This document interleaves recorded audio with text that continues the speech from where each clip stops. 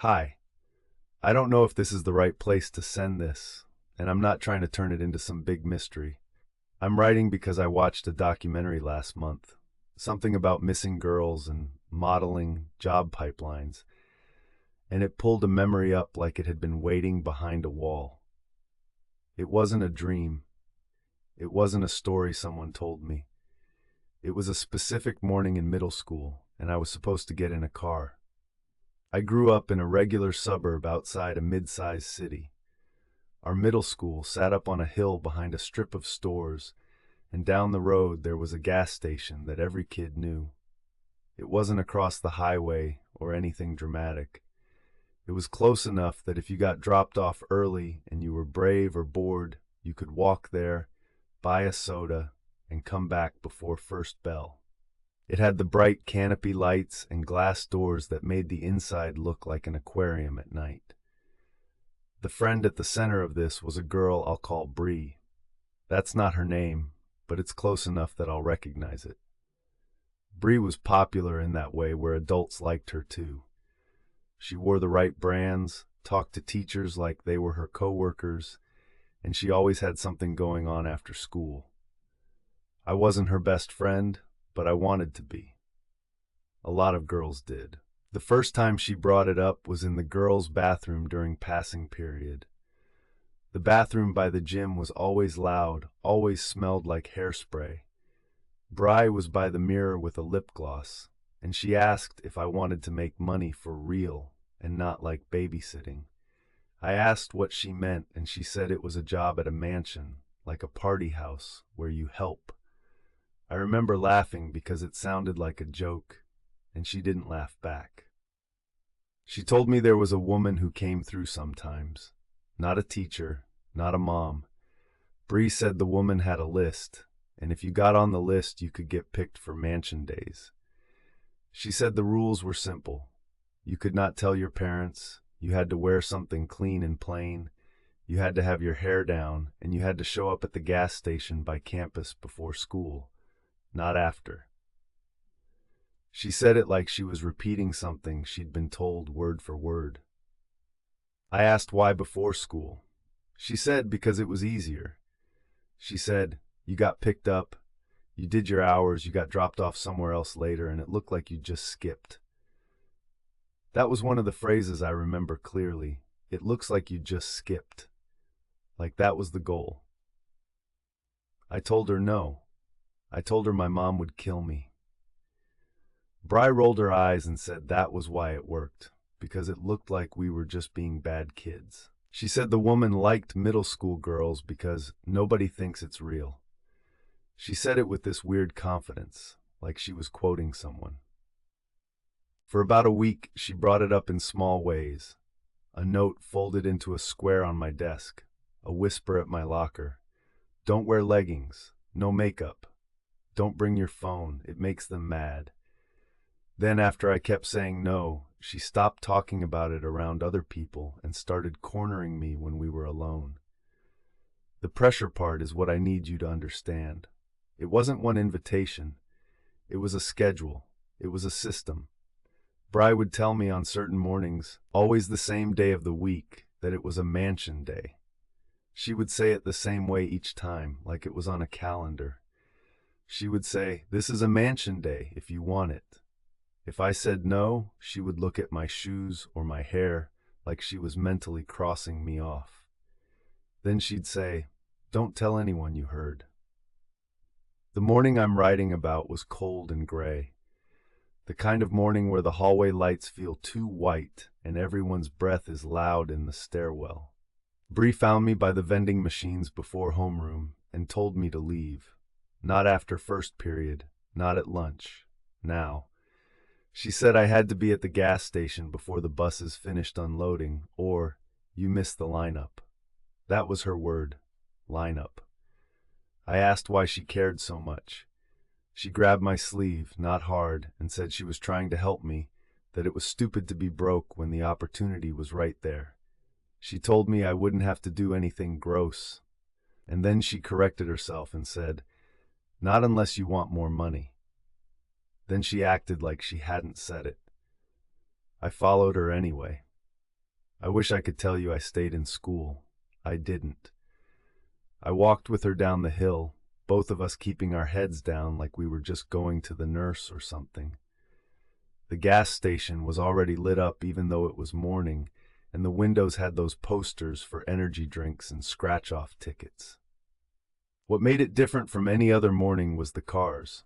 There were black sedans parked along the far edge of the lot, where the dumpsters were, away from the pumps. Not one or two, a row of them. They weren't police cars, not taxis, no markings. Clean, glossy, dark windows. They looked expensive in a way that didn't fit that gas station. They were spaced like someone had planned it. There were girls there too, not a crowd, but enough that I felt my stomach drop. Some I recognized from my grade, some older, some younger. Most were standing in little groups acting like they weren't standing there, looking at their hands, looking at the convenience store door, looking at nothing. Bri walked like she belonged there. That's another detail that stuck. She wasn't nervous. She was performing calm. Near the side of the building, where the ice freezer was, there was a woman with a clipboard. I didn't see her arrive. She was just there. Her hair was pulled back tight, and she wore a jacket that looked like it came from a mall store. Nothing special. She wasn't scary. That's part of why I'm still messed up about it. She looked like somebody's aunt. Bri went right up to her and said something I couldn't hear. The woman looked at me and then looked at the clipboard. She didn't ask my name out loud. She just moved her pen down the page and made a small mark. Then she said, "Hair down," like a reminder. I put my hair down. Then she said, "No phone." I told her I didn't have one. That was true at the time. Then she said, "Any piercings?" I said no. Then she said, "Good, you'll go second group." She said it like it was a bus schedule. That was the procedure. It was like checking in at an appointment. The girls were being sorted. The woman held her clipboard like it was the only thing that mattered. Every couple of minutes, one of the black sedans would pull forward to the side of the building. A back door would open. The woman would call out a first name, sometimes with a last initial. The girl would walk over without making eye contact with anyone, get in, and the door would close. The car would drive away slow and controlled. Then another sedan would take its place. I remember the sound of the door seals more than anything. That soft, airtight closing sound. It made the lot feel quieter each time. Bree kept telling me, Lo, that it was fine, that the mansion was nice, and you got fed, and you got cash. She said you could leave if you didn't like it was a bad after-school club. She kept checking the woman's clipboard like she was waiting for our turn, like being called mattered. I asked Bri if she had done it before. She said yes, but then she added, "Not the same house every time." That didn't make me feel better. The woman called a few more names. Some girls came out of the convenience store and joined the line like they'd been told exactly when to show up. Nobody acted like it was weird. That was the worst part, the normalness.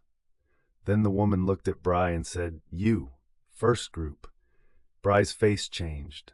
It was like she'd been holding her breath and she finally got rewarded.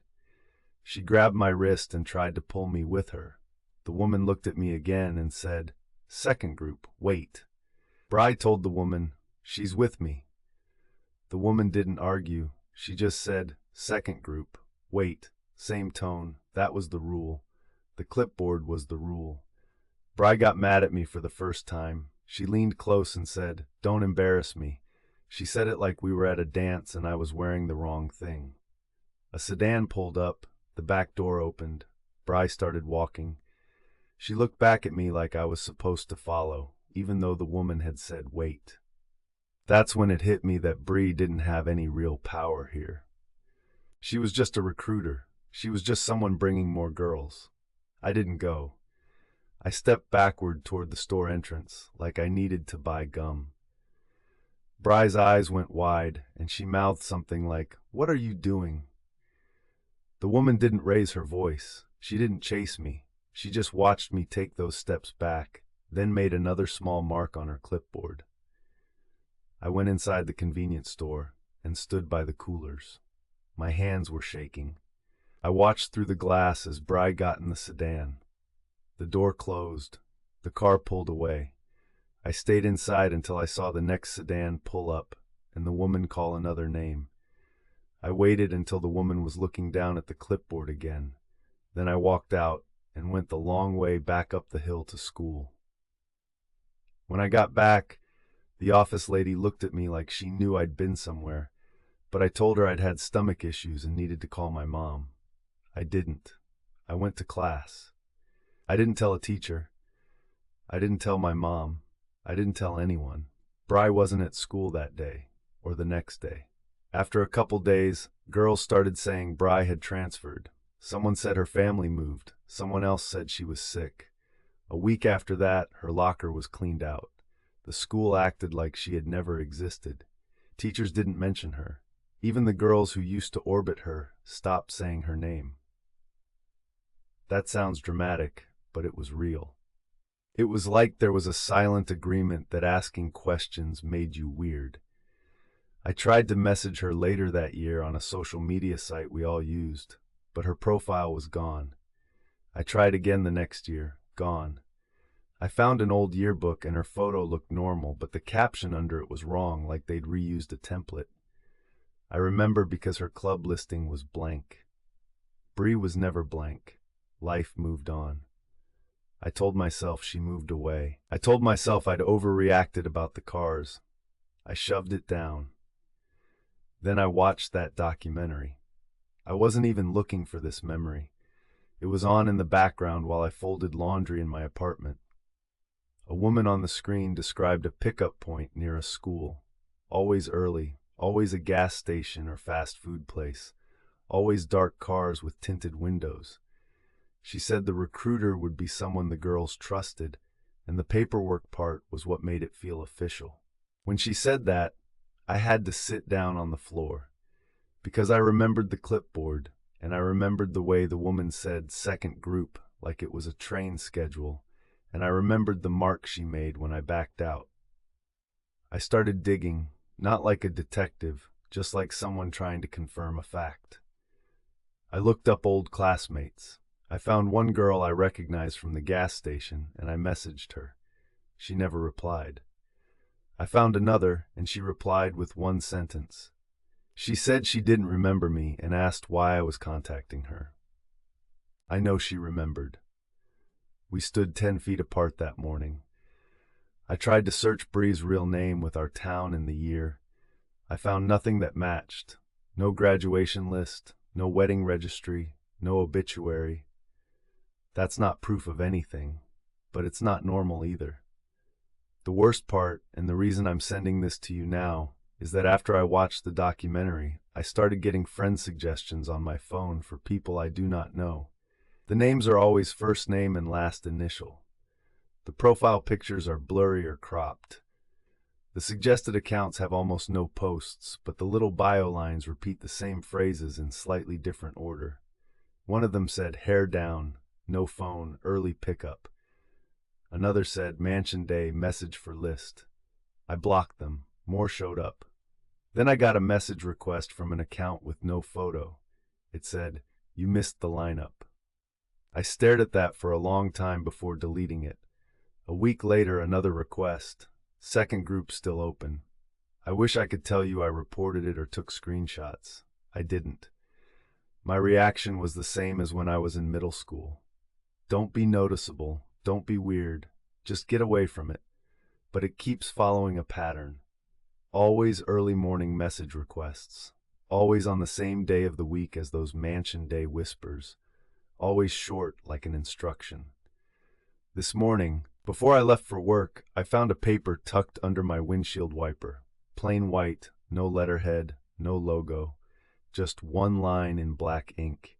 Gas station by campus. I don't live in that town anymore. The car was parked under a light in my apartment complex, and I didn't hear anyone come through the lot.